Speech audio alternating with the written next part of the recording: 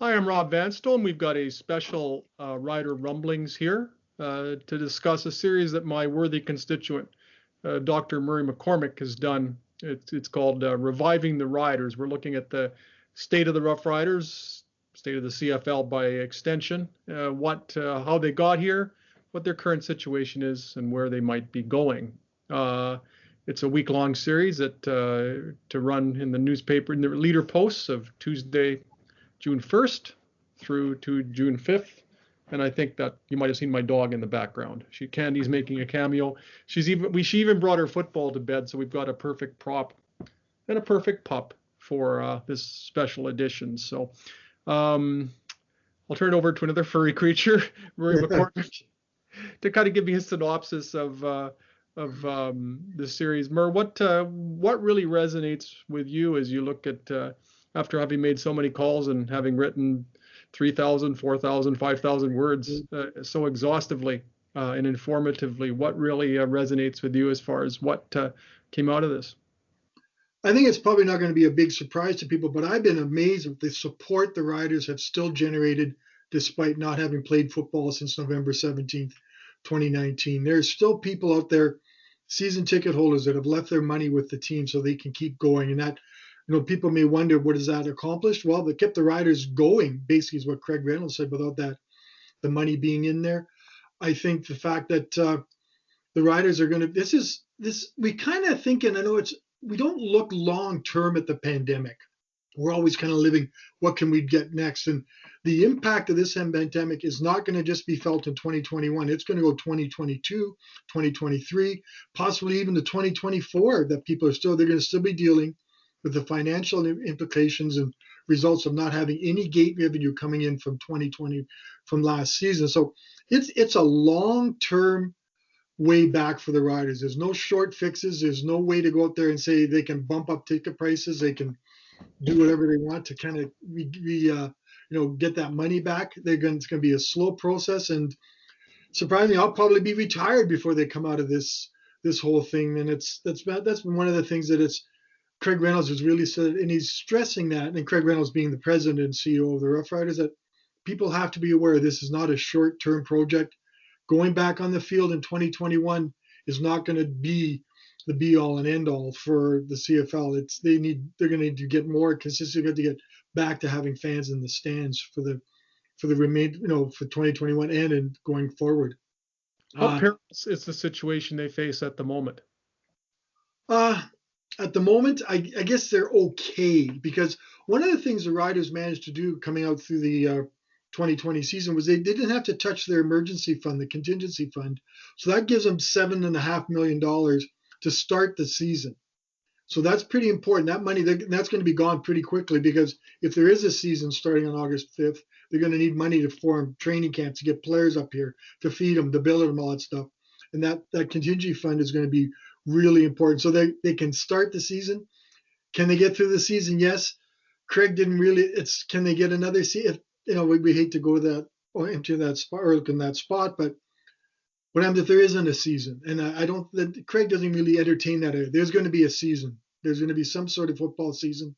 I think there's a lot of optimism now with the vaccination rolls out, and I think that's something that's we have to look at, is everyone get vaccinated so we can get back in Mosaic Stadium. Is really another theme that's come out through this. Is vaccinations are key. If you're a football fan and you want to get back in the stadium, get vaccinated, get your double dose, and let's get moving on that front. So if you have any hesitancy and you're a Rider fan, well, I think the reasons of being the advantage of getting back in the stadium because you're vaccinated are really quite evident through everything I've been looking and talking to people about. What are the financial implications of playing this season? I mean, they're considering the fact that you would think they want to play. The league says they need to have a significant number of fans, but I think it's, even if they can start on August 5th, I don't think it's practical to think they would be getting 33,356 in Mosaic Stadium right away, be allowed to. So obviously that would alter their financial expectations. Simply by playing, what kind of extra costs would they absorb, and how much could that cut into their reserve fund? Well, they're still going to lose money this year, regardless of what happens in 2021. There's still going to be a loss because they're going to only hit 14 games. 7 home games, which is quite a number down. You miss those home games if you get that many home games. So there are going to be financial implications. How much that remains to be determined, how much of a season they have and how much the players agree to do. It's all kind of up in the air a little bit to what kind of season goes ahead before they can really decide. But there's going to be lawsuits, that's for sure. One of the other implications in this story is, what do we do with Mosaic Stadium? It's basically, other than being an ice rink, it's been empty since November 17th, 2019, and so that time. So there are financial implications to that, because one thing people have to realize, just because the stadium is sitting there doesn't mean it doesn't cost money to operate. Cleaning has to be done. There's got to be, there's cleaning, and there's other things, other pieces of the building that have to keep operating. You can't just shut her down. So that's going to be losses. That could be in the millions, $3 to $4 million just to operate the facility without football. So Real and the CFL really want the stadiums back and open, so they can start generating money and filling the stadium and get some things. A fewer number of games also impacts Real, which is with Mosaic Stadium, because they get fewer people in there, fewer chances for concessions, fewer chances for merchandise and those kind of things. So they're going to be losses from Mosaic Stadium regardless. Let's get this straight, and it's not going to happen. Everyone would have liked an 18-game season with fans in there and everything you want. But not having fans there in a shortened season is going to be a big financial impact for Mosaic Stadium again. But also saying that, they'll take anything. They'll take any number of games in there just to get that stadium being used and utilized and generating some sort of money for players and for Real and for the city and everything else like that. What does this do to the payment schedule as far as the repayment of the $100 million loan that is being done by appending a facility fee to the cost of every Rough Rider ticket? Now they've gone a full year without being able to charge the facility fee at all. There will be fewer applications of the facility fee this season due to the reduction in games and the anticipated smaller crowds, at least early in the season. But and no auxiliary income either. Still has to be repaid. Where does this stand? That there's still to be determined is what they're saying. They're looking at it. They're discussing it. They thought this money is going to be. It was a 30-year period to pay off this $100 million loan, Rob, as you wrote so eloquently back in the day. They're going to see. They're hoping to get it paid off, but there may have to be something done, some amendments done at the end to make sure that this money gets paid back. But right now they're just kind of waiting and seeing what's going to happen before this, knowing that they're not going to have this facility fee for the full season. And as I said, no auxiliary income either, no concerts, because nobody is really traveling. Right, there's no sort of big acts traveling right now that can fill a stadium like Garth Brooks did. Geez, that seemed like a million years ago when Garth Brooks played. Exactly. Of course, I wasn't here. I think those were the black and white days, weren't they? Yeah, it seems like another lifetime ago. Like that's it's funny you mentioned. I was looking back, like I have to keep shaking my head. Like November 17th, 2019 was the last game we saw at Mosaic Stadium, and you look back on that game, everyone kind of remember the doink and with the impact that had on there. But who would have believed that back then that would be the last play we'd see? And that's some of the things that people say they never predicted. You can never predict a pandemic and its impact on that stuff. But looking back on 2019, it just seems to be we've kind of forgotten about it a little bit, or it's kind of hard. Like you're good at that, but man, it's just the world has just been a blur since then, Rob. I think, oh, look who's here. Oh, geez. She had to make the cameo, didn't she? Oh, she's doggone cute. Yeah, she's so sure. This is Candy, by the way, in case anybody's wondering. Candy's a Broncos fan, I understand. Oh, she will be indoctrinated pretty soon, at least come September. The one thing I'm wondering too, Mur, is like what will be the inclination of fans and sponsors to kind of jump back on board, or what? I know that people have left their money with the team in the case of season ticket holders, but there's a lot of people who have felt the economic consequences of COVID. We all have. And that's not just individuals, that's businesses. Those are intertwined in many cases. So there was such a corporate base that the Rough Riders were able to tap. Is that being facing challenges, or are there challenges in that regard due to the fact that the pandemic has had such an impact on businesses? Is it realistic to think, even if the government were to say, open the doors, 33,356 people allowed in Mosaic Stadium, considering the economic toll wrought by COVID, are people going to have the resources to pack the stadium or even come close to doing so, considering everything that's happened? Might there be a wariness due to the fact that we've had social distancing drilled into our heads since March of 2020? How do you read that environment, that perhaps that inclination of fans and or businesses to jump back on board just like they were before? Uh, One of the things I found, if you asked that question 6 months ago, I think we would have said they're not comfortable with this idea of coming back to a stadium, because I think the world was different then. Vaccines weren't as prevalent, and that we didn't have as much, didn't seem as much control of the pandemic. The people I've talked to, most of them feel kind of comfortable going back, not as comfortable as they can. You know, the double dose of vaccine means we won't have to wear masks and those kind of things. So they're kind of feeling that way.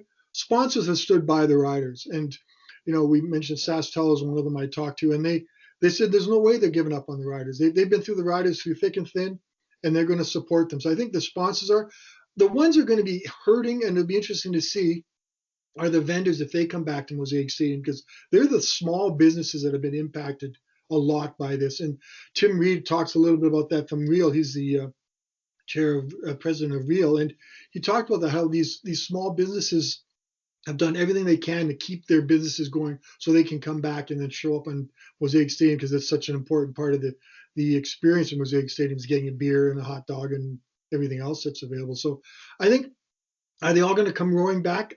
I don't think so. I think it's going to be a graduated thing. I think it's going to take time before people get all set up and gets back. Are we ever going to be back to normal, Rob?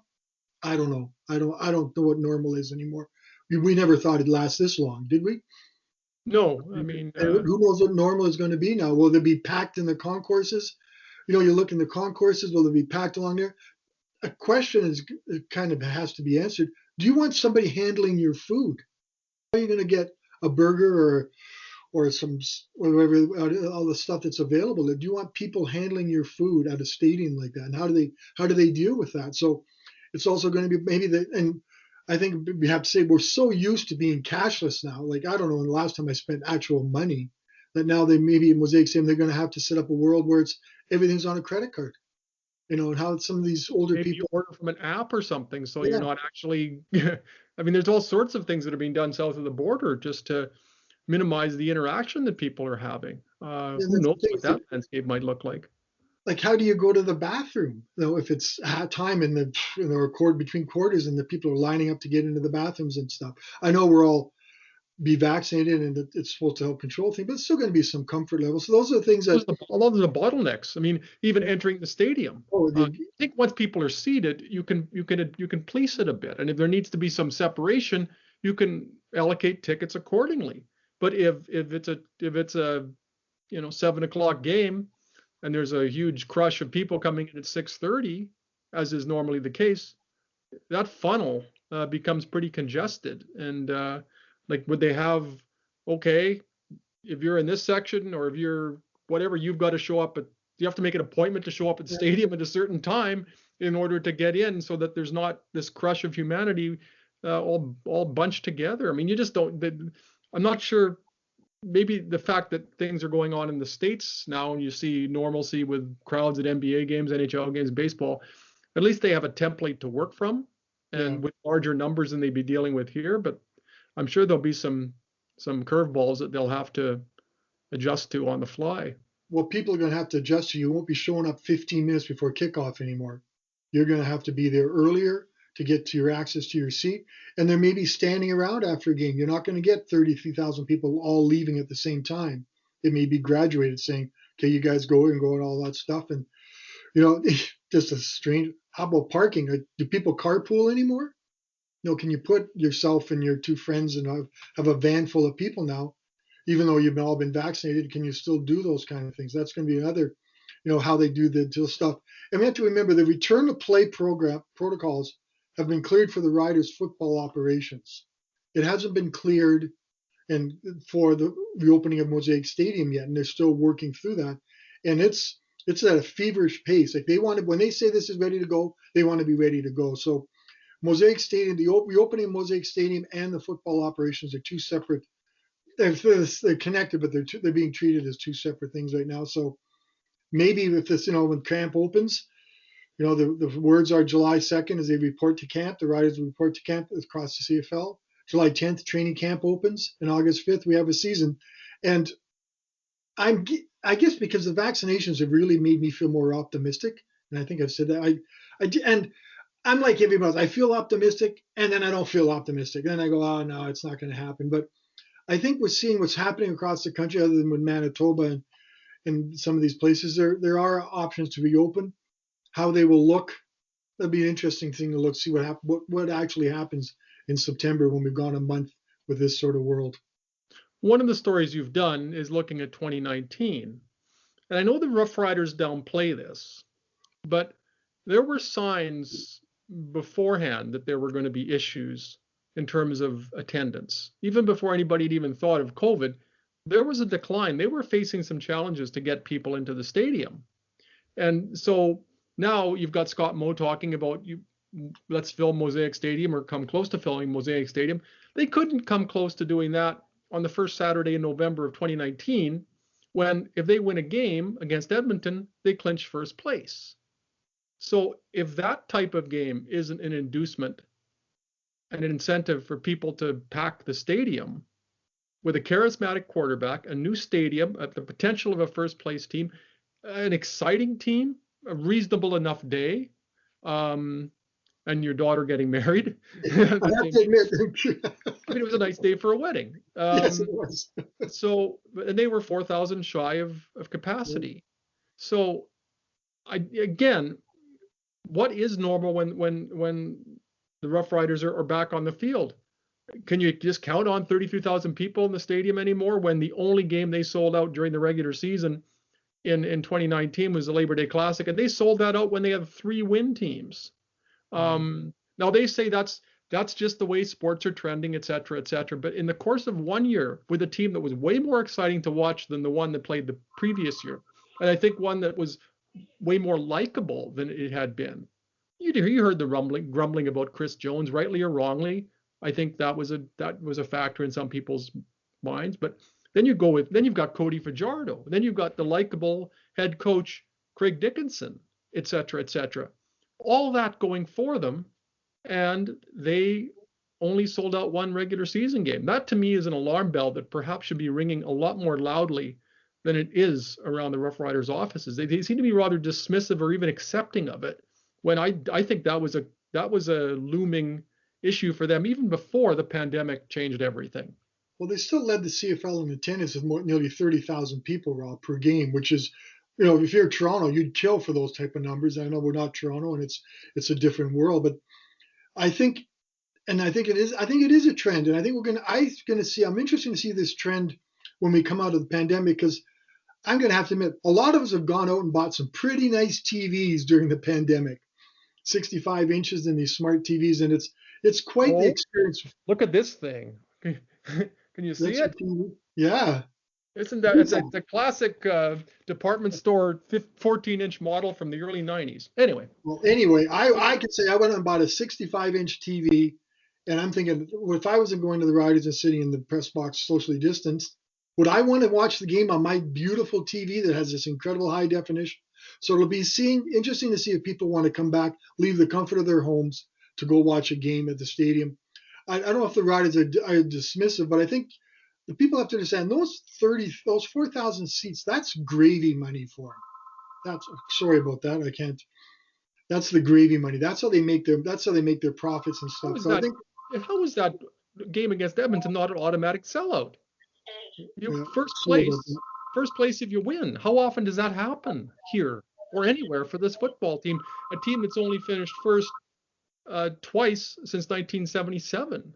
In the entire lifetime of Gaynor the Gopher, they've had 2 first place finishes. 2009 and last season. I mean, that should have been an absolute happening, and they can't sell it out. To me, that's obviously there are bigger signs of distress subsequent to that, but there were some cracks starting to emerge, and I'm not sure if they fully understand or really grasp the way there were signs of slippage, and they just brushed them off. Yeah. Well, as I said, they had 30,000 people, and I think, Man, brand new stadium. Where is everybody? yeah, So anyway, that's my little tangent for that's a the good day. little rant for that. It has been an interesting world to. It's been, I have to admit, since football hasn't been played, we haven't been as immersed in the Rough Riders and as you have been. I've been doing other things, and it was kind of nice to talk Rough Riders. And every phone call was another 15 or 20 minutes just to talk lives. How our lives have been impacted by COVID and stuff, and these gentlemen, people I've talked to. So it's been fun to actually talk football. We haven't talked a whole lot about the team, and I think people are just sort of, we've seen since the draft, and they have Cody Fedorno. They should be another strong team, whatever kind of season they have in 2021. But there are warning signs. There's that attendance. There's whatever the pandemic impact has on the finances and those kind of things. And hopefully through the series, we'll be able to attack some of them and have an idea where the Riders are going to be by the time we get out of this. Riders and Mosaic Stadium. Randy Ambrosi has talked several times about how the business plan needed to be redone, and not just because of COVID, but I mean the teams were collectively losing between 10 and 20 million dollars before this hit. What indications are you getting as far as what adaptation the Rough Riders might have to make to their business plan, or had those adaptations already been made due to the fact that they've had to lay off 30% of their staff? I think they've been made. I think the business plan has been the individual teams' business plans have had to be adjusted. Reducing the size of coaching staffs, reducing the size of video people, athletic trainers and stuff. I think that part has been addressed. I don't know how about the CFL level if it's been really addressed. We haven't seen. They've laid off people, and people have They've lost their lost a jobs. lot of bodies in the They've CFL. lost a lot of bodies, so it's been hard. I just don't. What kind of business plan are they going to have? I don't. Well, we'll see. We'll have to see what they come out of this one. It's going to be a leaner and cleaner CFL. I think it's going to be less. You remember at the West Final, we were almost more CFL.ca people covering the game than regular reporters. So the Yeah, I think CFL that's does set a it. world record for photographers that didn't belong to traditional media outlets. Yeah. Well, even now, what's going to happen to the media going forward covering the CFL? Will we still travel? That's going to be an interesting. I watch what the NHL has done, and a lot of the return to CFL protocols are based on the NHL programs. And is it worthwhile traveling now? Everything's by Zoom. We're not going to be getting any more access to players like we did in the old days. We're not going in the locker rooms, I'm pretty sure. So that'll be a big change. So it'll be how the game is presented will be a whole other world once we get around it, especially in print media where we've always kind of counted on having that kind of player access. So COVID is going to impact the leader post and our coverage of how we're still going to do it, obviously, because it's still the number one team in the province. But it's going to be, we will deal with some impacts of COVID, I think, too, Rob. Don't you think? I would think so, but nobody really cares about how the sausage is made in our case. Yeah. They just want to eat the hot dog, or I suppose the corn dog, given the way Yeah. that's become fashionable. The undercurrent to all this is the mystery surrounding the XFL. Oh, yeah. Um, how much does that factor into the overall discussions about the viability of the Rough Riders, the possible revenues that may ensue there? I know there's been talk about the whole gambling market and how that might give them some revenues That's the one uh, on those what they're accustomed to receiving. So between that and the XFL, is there sort of a unknown or maybe an untapped resource there financially that might be of immense benefit to them once things get rolling again? the single game betting is going to be huge for the CFL and NHL teams. I think people have to realize that it's before the Senate now, and if it gets passed, it could, it's still got some steps to go through, but I'm understanding it's doing quite well. That is going to provide the lead. Some teams, and I've been told between 1.2 and $1.5 million in revenue from single game betting, which is not a lot of money, but it means more people be engaged in the game. There'll be more eyeballs watching the game because now they have on TV because now they have this opportunity to bet on it. I think it may be the savior for the CFL more than anything else. The XFL, I get the sense it's still down the road a little bit, even though there's the latest news is there's a non-disclosure agreement. They can talk about what's going on between the two of them. So I think single game betting is going to be the big thing. Like, I'm not a gambler. I don't know, you don't gamble either, Rob, do you? I don't think. I No, don't, So it's not one of my things, but I've never played Sports Select, which is probably I, good for my bank account. I've done it once or twice. I just found it so hard to do all the parlays and stuff, and I just thought it was too much. But the single game, if you can go out there, you can bet on, the Riders winning. You can bet on Cody Fajardo possibly throwing for 150 yards in the second half. You're going to watch the game and stay engaged because you have money riding on. So it is going to be huge. I think it may be the thing that gets the CFL through this. That may be some of the financial challenges down the road that may help them more and more they can do with this kind of stuff. So I guess it's watch. We hope the Senate does the thing, but there's a possibility because we all know. Well, I've learned about this. The Senate doesn't always pass these things, regardless of how they look, how much sense they make. There's always there may be some sort of issue going on with that. So hopefully it gets passed. Hopefully it's one of those things that all of a sudden there's more people interested in that. And another part of it, maybe they could get more fantasy football going too. It's all about fan engagement, and you have to find more ways of engaging fans than just coming to the stadium. And maybe that's kind of the business model of the CFL and the Riders going forward. Who thought we'd ever be talking about the Senate as part of a Well, CFL podcast? I'm not really up on my Senate governance, I have to say. Actually, the only person I really knew in the Senate was Larry Smith. I think he's still in there, the former CFL commissioner. Yeah, And Mike yeah, Duffy's Senate term is coming to an end. it's came to. But I remember when the Riders had held practices on Parliament Field, in the field in front of it, and how many senators came out. The ones I knew, Larry Smith and Denise Batters. I think she's a senator too, to watch him play, to practice on there. And I thought that was kind of neat. So there's show that stuff. So the Senate knows the CFL is there. I hope they know how important this bill C-218 is to the future of the CFL, and somehow, quite possibly, it could be by the end of the month it becomes law. Now, how do they implement it? That's a whole other story that gets there. But they have to get it done, because no matter what happens, has another one that what happens if the minority government falls and there's an election in the fall. That means this bill goes right back to where it was 2 years ago, and it's still going to be 2 more years for it would get through the same position it is now. So there is some urgency to passing the bill C-218 if there is an election. But I don't know that. I'm not saying I know if Trudeau's government's going to fall, if they even want to try an election during a pandemic. But it's one of the things the league is very, very aware of. When you look across the league, I mean, the Rough Riders still need somebody to play. Yeah, Um, that's the thing. I mean, as terrible as the situation is that they're currently facing financially, uh, I think it's safe to assume that in whatever form there is Canadian professional football, and perhaps allied with an American league, the Riders will be there. The Bombers, Edmonton, Calgary, they'll be there. Hamilton will be there. There's a nice following in Ottawa. Does anybody care, or at least in sufficient numbers, in Montreal, Toronto, BC? That's part of the baggage that they're carrying. It's one thing to revive the Riders, which has been the focus of your series and our discussion today, but you need to revive 8 other member franchises at the same time, and everybody is feeling the impact of this. What's your feeling as far as just the overall CFL landscape? Candy's back. I like to remind people that the Riders do not live in a bubble.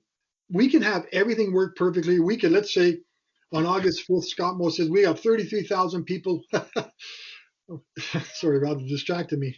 Sorry. We can have 33,000 people in the stands. Everything will be go ahead. We're all eating, we're all drinking.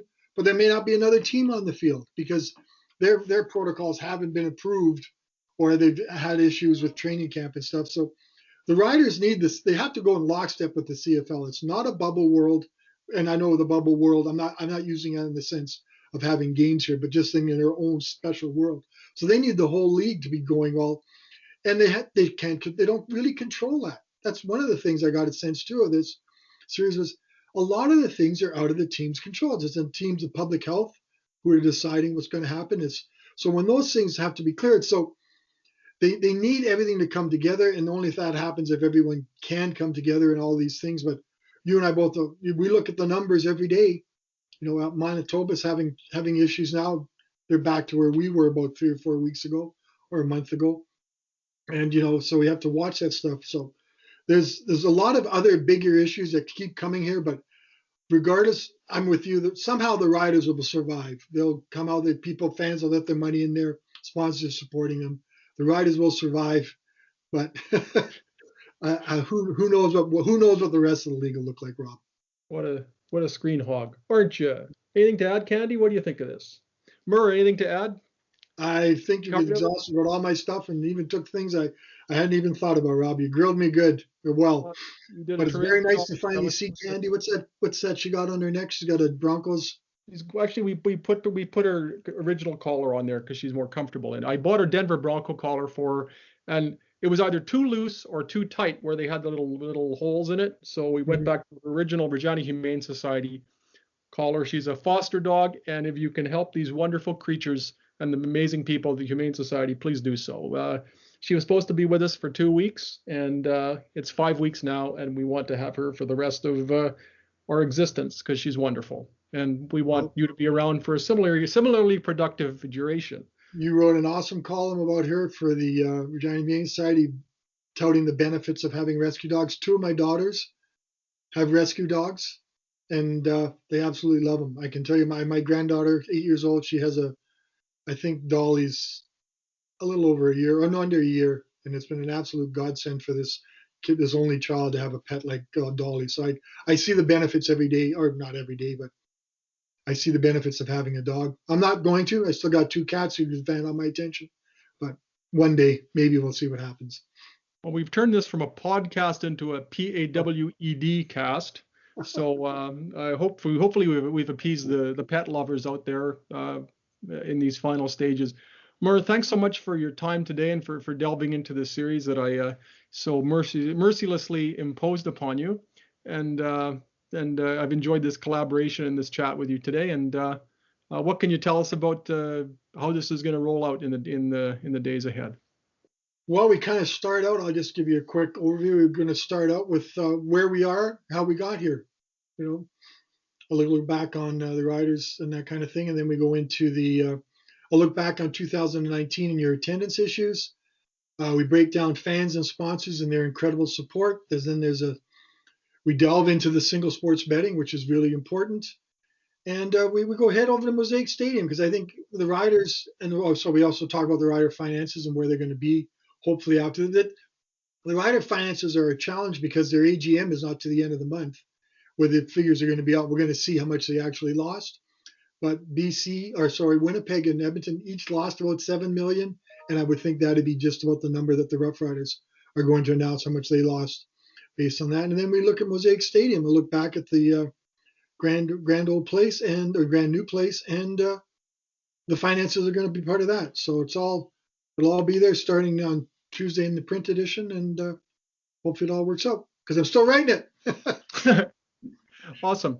Thank you to everyone for your time today. Thank you for indulging me with my monologue about the dog, and look forward to the next time we do this. It'll probably be a some kind of definitive announcement as far as what the CFL is planning to do. I know there's some by June they're going to have some indication of whether they can go ahead firmly with the August 5th kickoff. So as soon as there's some confirmation as far as the next steps for the CFL, we'll certainly do this again, and I'll summon the dog. So for Murray McCormick, I'm Rob Vanstone. Thank you so much for your time today, and stay safe, stay healthy, and take care. Bye.